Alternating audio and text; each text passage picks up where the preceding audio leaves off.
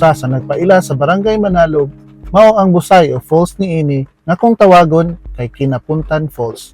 Nailhan usab kini nga Hasaan Falls.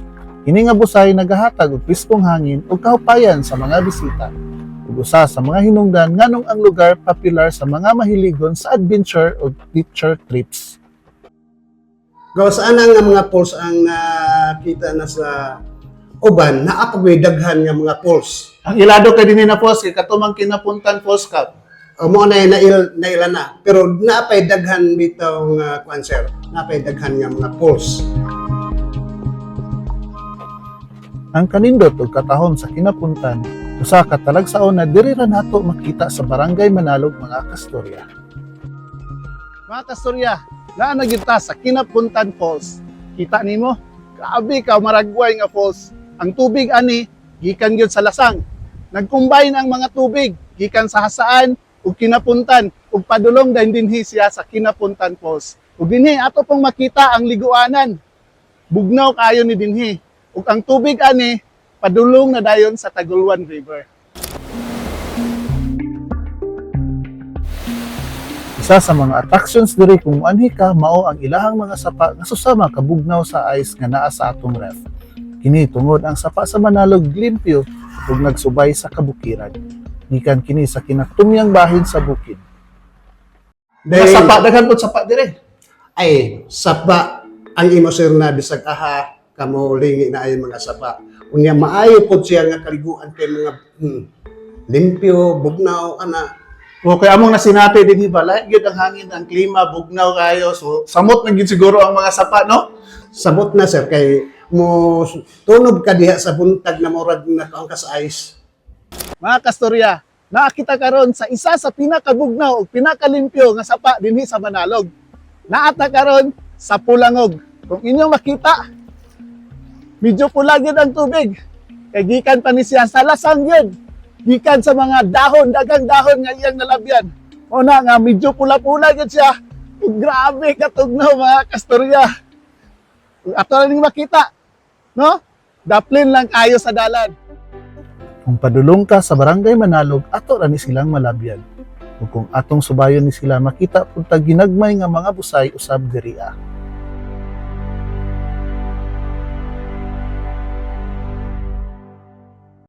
So gawas atong mga daghan kayo nga laaganan din hikap, nga pwede mga dagkong kalasangan.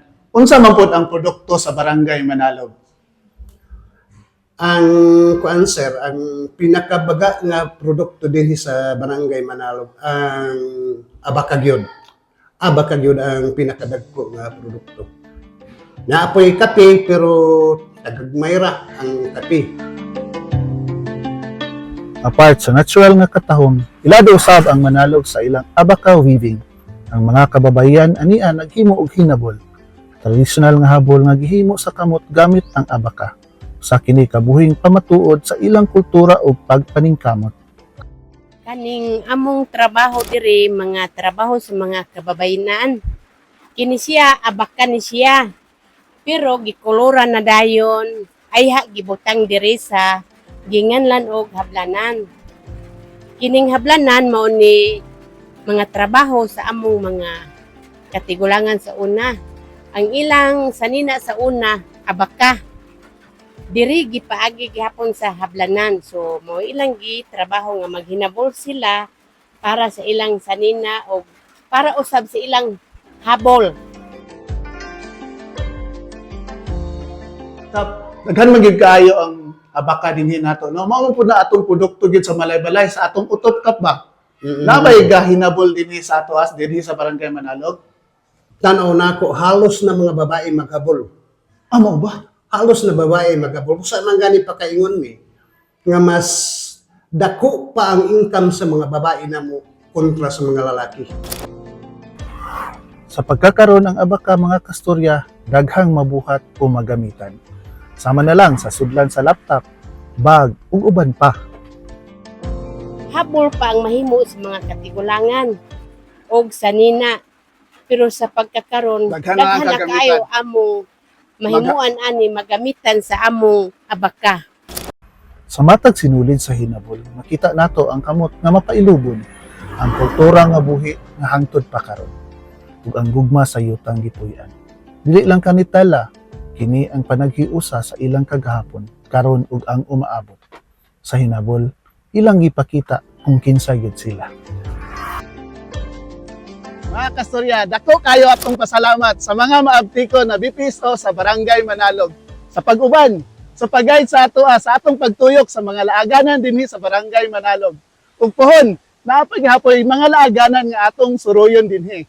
Ug labi na sa ato ang kapitan kang Honorable Ronillo S. Lagunday sa iyang pagtugot ug suporta. Ug karon, ang maong destinasyon na atong naadtuan abing na sa tanan sa gustong mag-nature adventure o nature vibes. Apan ayaw kalimti sa pagrespeto sa kinaiyahan ug lokal na magpabilin nga buhing istorya ni ining mga lugar na puno og katahom ug istorya. Candid Stories po. Salamat tungkay sa pagtubag.